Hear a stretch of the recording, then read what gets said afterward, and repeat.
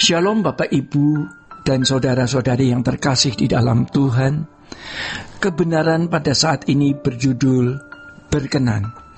Saudara-saudara, dari banyak kebenaran hal yang kita pelajari, ya, ada hal yang sangat memikat hati, ya, yaitu pertama bahwa menjadi anak Allah itu berarti hidup berkenan kepada Bapa.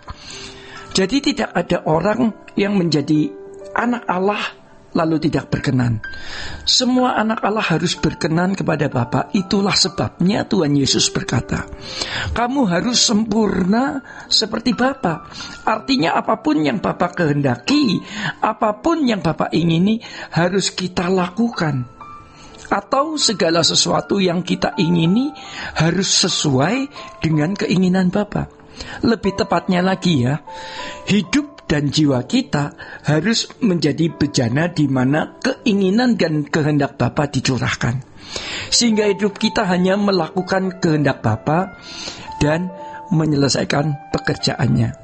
Yang kedua, semua yang menjadi anak Allah akan dimuliakan bersama dengan Tuhan Yesus. Menjadi anak Allah bukan beroleh kesempatan masuk surga, tetapi juga dimuliakan. Berarti kita akan duduk bersama-sama dengan Tuhan Yesus di dalam pemerintahan kerajaan surga, yaitu kerajaan Allah Bapa yang dipercayakan baik kepada Tuhan Yesus maupun kepada orang-orang percaya. Itulah sebabnya Bapak Ibu, di dalam Roma 8 ayat 17 dikatakan bahwa kita akan menerima janji-janji yang diberikan baik kepada Tuhan Yesus juga kepada kita. Betapa luar biasa posisi anak-anak Allah yang bisa dimuliakan bersama-sama dengan Tuhan Yesus. Hal ini harus selalu kita ingat, ya. Dulu kita pikir kita bisa menjadi orang Kristen biasa-biasa saja, yang mengaku sebagai anak Allah, tetapi tidak sungguh-sungguh memperkarakannya, tidak sungguh-sungguh mempersoalkan kita, ya, diri kita untuk berkenan kepada Bapa atau tidak. Setiap hari kita harus memperkarakannya. Apakah kita sudah berkenan di hadapan Bapa? Bahwa diri kita di hadapan Tuhan setiap hari, kita harus bisa membawa diri kita di hadapan Tuhan setiap hari. Kita harus bisa memperkarakannya di hadapan Tuhan setiap hari, setiap hidup kita. Lalu kita bisa menemukan jawabnya. Sudahkah kita berkenan di hadapan Tuhan? Jangan merasa damai sejahtera, jangan merasa aman sebelum kita tahu pasti kita ini berkenan di hadapan Bapa atau belum. Kalau belum, kita tanyakan, apa yang membuat kita tidak berkenan di hadapan Bapa? Bapak, Ibu, dan saya harus ngotot, ya, untuk bisa mengetahui keadaan diri kita masing-masing yang sebenarnya di mata Allah Bapa. Jadi jikalau kita sungguh-sungguh memperkarakan ini, Bapa pasti menjawab, ya. Ingat firman Tuhan berkata, berbahagialah orang yang haus dan lapar akan kebenaran, karena mereka akan dipuaskan. Ini bertalian, ya.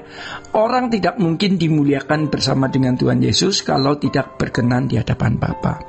Jadi sebenarnya semua anak-anak Allah ini harus seperti Tuhan Yesus. Matius 3 ayat 17, Bapa menyampaikan bahwa Tuhan Yesus adalah anak yang berkenan dan semua orang percaya harus seperti Yesus. Sering orang memahami perihal kesempurnaan dengan Yesus dengan pikiran yang pendek. Seperti Yesus digambarkan sebagai pribadi yang tidak suka marah, bahkan tidak boleh marah. Padahal marah itu perlu jika memang digunakan dengan tepat dan benar, bahkan harus bisa. Tapi bagaimana seorang mengekspresikan kemarahan itu? Itu masalahnya. Ada marah yang merusak atau destruktif, dan ada marah yang kudus atau konstruktif, membangun, ya. Apakah seperti Yesus berarti harus lemah lembut? Apakah orang yang bicaranya lembut berarti lemah lembut? Kita tidak hidup bersama dengan Tuhan Yesus.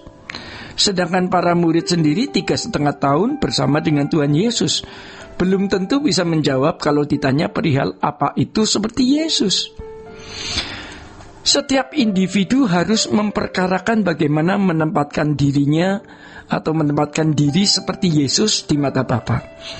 di mata Tuhan kita, Yesus Kristus. Tuhan Yesus Kristus pasti menuntun kita bagaimana kita memiliki keberadaan karakter moral manusia batiniah atau inner man kita seperti Dia, seperti Tuhan Yesus. Ini tidak bisa ditawar. Coba kita renungkan baik-baik hal ini, ya Bapak Ibu. Tidak boleh tidak, kita harus menjadi seperti Yesus. Maka betapa berharganya waktu yang Tuhan berikan, momentum-momentum atau peristiwa-peristiwa hidup yang Allah Bapa izinkan kita alami, yang melaluinya kita dibentuk untuk menjadi seperti Yesus. Momentum mendengarkan khotbah, momentum berdoa, momentum menghadapi suatu masalah dan lain sebagainya. Semua itu hanya diarahkan supaya kita menjadi anak yang berkenan, harus berkenan, harus serupa dengan Yesus, harus sempurna seperti Bapa. Ini adalah hal yang mutlak dan tidak dapat ditawar. Maka miliki gairah ini dan berjuanglah untuk mendapatkannya. Bapak, Ibu, dan saudara-saudari yang terkasih di dalam Tuhan, demikian kebenaran saat ini. Tuhan Yesus memberkati. Sola Gracia.